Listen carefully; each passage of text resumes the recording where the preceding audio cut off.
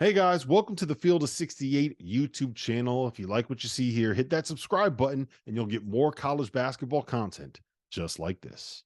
What we saw was one of the big reasons why I'm really concerned about what Creighton can end up being. Because if they can't get anything out of their sets, out of their offense, out of what they're running, I don't think they have a guy that can go make something easy happen for somebody else. You know, you get down to an end of a clock, Cam Jones can go get you a shot, right? Or Tyler Kolek can make something happen, create a bucket for somebody else. And I don't know if Creighton necessarily has that. I came out of this game. I want you guys to tell me if this is crazy. I came out of this game a little bit more concerned about Marquette when we are talking about the national title picture than I was heading into this game. And the reason why is I feel like they're one guy short, right? I was into Marquette as a potential title contender before the season started because I was expecting David Joplin to be able to take a big step forward, either David Joplin or Chase Ross. Joplin's actually averaging fewer points this year. He's shooting a lower percentage from the field. He's shooting a lower percentage from three. He's shooting a lower percentage from the line. His numbers are basically down across the board, despite the fact that he's playing more minutes and getting starters minutes. Chase Ross is kind of the same thing, right? And when you don't have that absolute defensive stopper out there in the form of Omax Prosper, you don't really have another guy that's a big wing. So you're looking at a situation where they're rolling out lineups with four guards that are 6'4" or smaller, or when Joplin's out there, you got a guy that's supposed to be your matchup problem offensively, and he's kind of not there yet. So it feels like this is a two-man show where their best defensive lineup has 2 to 3 guys that you don't have to guard beyond the 3-point line. And the best offensive lineup has too many guys that are a liability on the defensive end. So I'm kind of waiting for the breakout, right? I just don't think that we've seen that yet from Joplin or Chase Ross. And I think kind of figuring that out will be what gets me back on board with Marquette. But as it is, Goodman, I feel like they're one guy short. Does that make sense? No, I'm 100% with you there. You know, one of those guys has to step up and be consistent.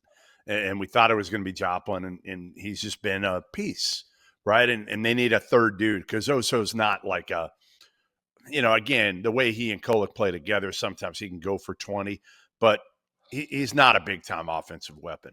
Now, I'll put their backcourt up against just about anybody in the country. So they Totally can get agree. hot in the tournament. They can get hot in the tournament and win 4 straight, and it wouldn't surprise you.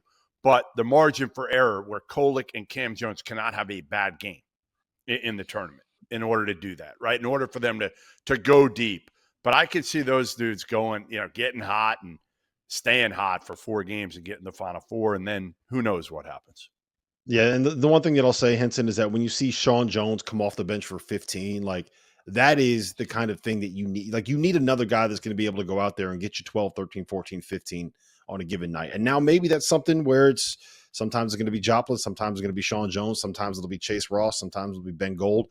But like I feel like they just don't have the consistency from that third weapon that can make something happen. Yeah, it's gonna the third option is gonna kind of be a committee third option. They're gonna have to Shaka Smart's gonna have to see who's feeling it, who's not feeling it, and if nobody's feeling it, they're in trouble. So hopefully that doesn't happen down the stretch in the tournament when they do get there, matchup wise. But there's a lot of pressure on Tyler Kolek specifically. I mean, if you watch the game, I mean, he's forcing a little more stuff than he usually does than he did last year. So it's kind of all on him, and then who's going to come along with him.